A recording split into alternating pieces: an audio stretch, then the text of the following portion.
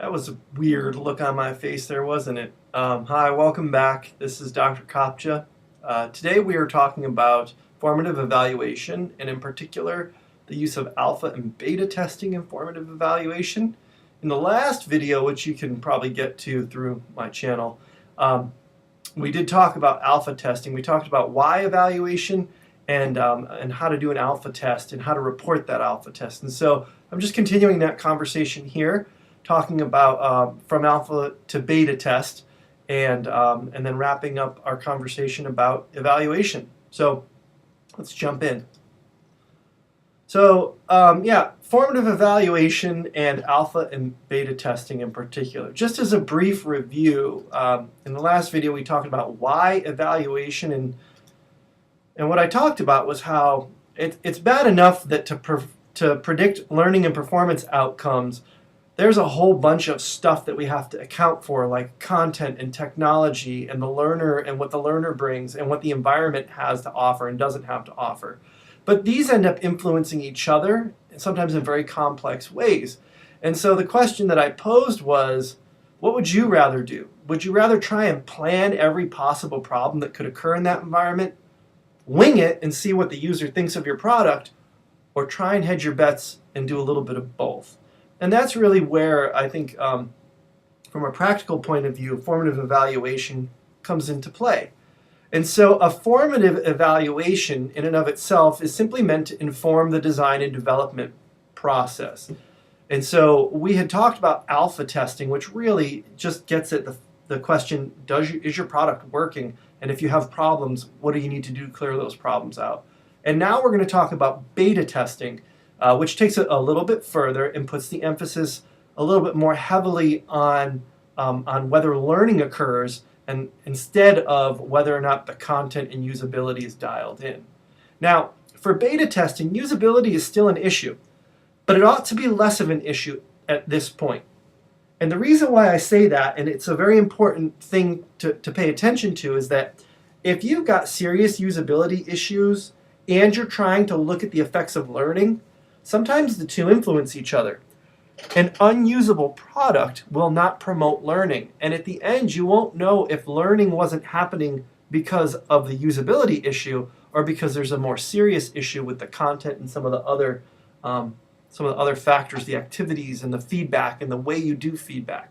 So yeah, if I were to give an example, think about if you were creating e-learning in Captivate, and you finally get to the feedback and practice.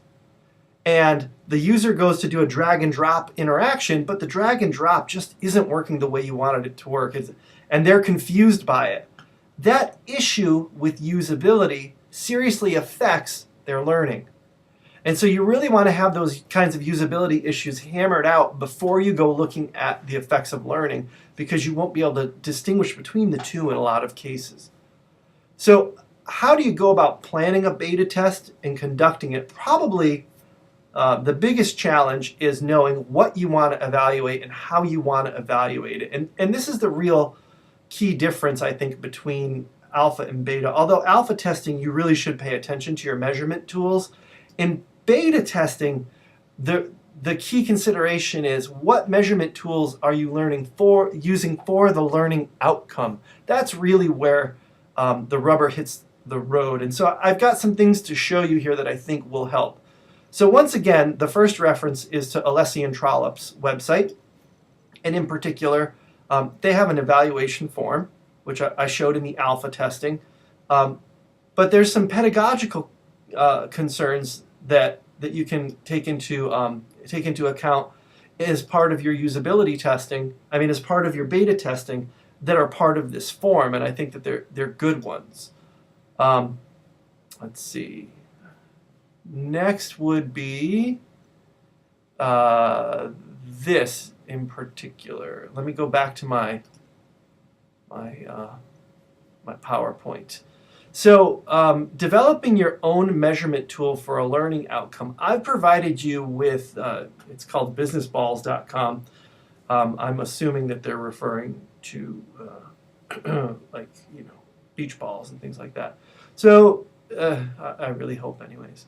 They have a great PDF full of full of ideas for the types of evaluation tools that you might want to use. And they're templates that I think are pretty easily modifiable. And so I wanted to share some of those with you, and I'm going to have to move my screen a little bit here. I want to note in particular that these are copyrighted. Right? They're copyrighted 2004 by W. Leslie Ray. Okay. It's a free resource, not to be sold or published, which I'm not going to do. But they are free for personal use and organizational use subject to the terms stated. All right. And so what I wanted to point out about these is as you look through them, they offer something called reactionnaires, which would get you user reactions. They give you an idea about how to assess learning, and they even give you a guide. How to confirm that learning was reinforced if they had already had prior knowledge. Non-learning outcomes. So I highly encourage you, I'm not going to stop for too long. I highly encourage you to look at these templates because I think you can swap out, like if there are some key objectives and key language that you want to measure for, you can have people self-assess on whether they feel that they learned more about them and explain to you what was learned. Creating an action plan, things like that. So I'm not going to spend too long on that, but I wanted to point out that this is an excellent resource for getting ideas and templates that you could easily swap some stuff out or borrow from because they're encouraging you to use it for personal or organizational use, and it is free to do that. The other resource I wanted to share was not that, sorry, was Tom Reeves. He has a website here called Evaluate It Now, and he has been kind enough to offer these free resources like a template for an evaluation plan checklist, a matrix, evaluation sign-off form, focus group, interview protocol, questionnaires, formative. I mean, there's just so much stuff here that's worth looking into. And I'm not going to look into any particular one because sometimes these are particular to your project and whatever the goals of your project are. But just spending some time to thumb through these will give you a very good idea of how you could not only do a solid beta test that continues to look at accessibility issues and usability issues like a website evaluation form, but also looks at learning through interview and questionnaire. You might even have a test, like an actual knowledge test, to see if knowledge was acquired. And one in particular that I haven't talked about yet is expert review. And the reason why I want to talk about expert review is because, because in the alpha test, the expert review is pretty much reserved for, in our class, people that you have class with.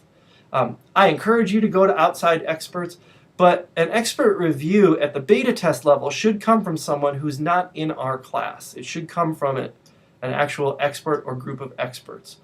And so you can ask them to look at the instructional design, the cosmetics, the program functionality, things like that. And this will give you some ideas, not just for websites, but for interactive multimedia and things like that. So I highly encourage you to spend a little bit of time looking at these. Dr. Reeves is a colleague of mine, and I highly respect and admire him for the career, not only the career that he's had, but his take on instructional design and the things that he's done with it. So I highly encourage you to look at those. So I provided a set of resources on the 6200 site.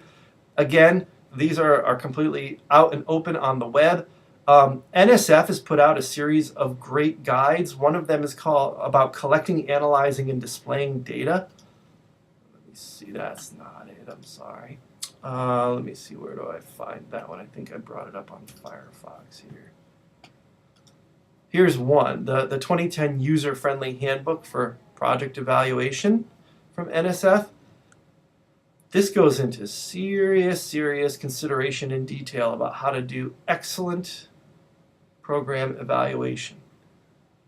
From what the process is, to the design of it, methodological approaches, the evaluation process, how to collect data, analyze the data, report it, that kind of thing. Okay. So that's an excellent one. Let's see here. There's one other one I wanted to show you. Collecting, analyzing, and displaying data from NSF, which is right here. Okay. Another excellent one. I like this one because it's actually kind of a, like a top 10 list. Make your message clear and how to make a nice visual display out of your information.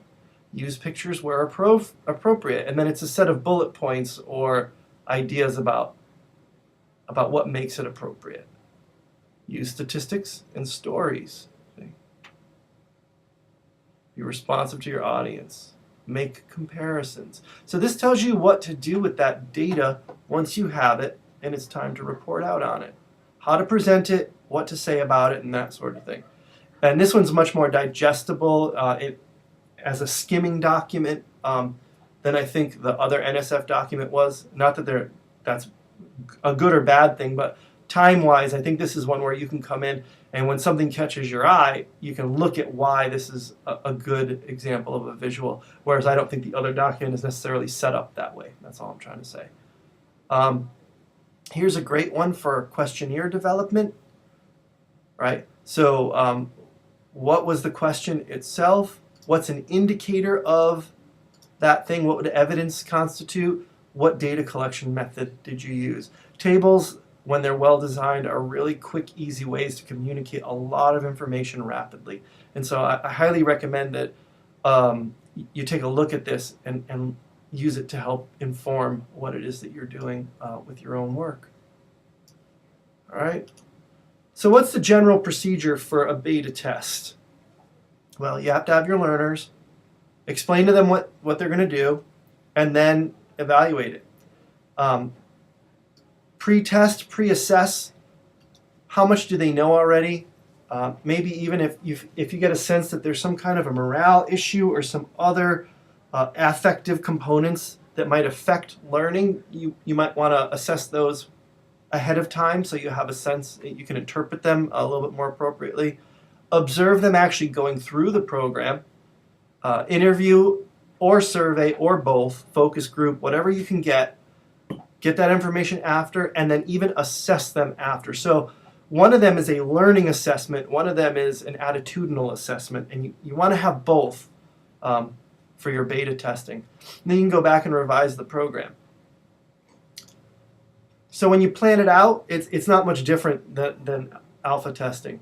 You want a profile, assessment criteria. The only difference is you've got two different considerations now for assessment. One is assessing the product.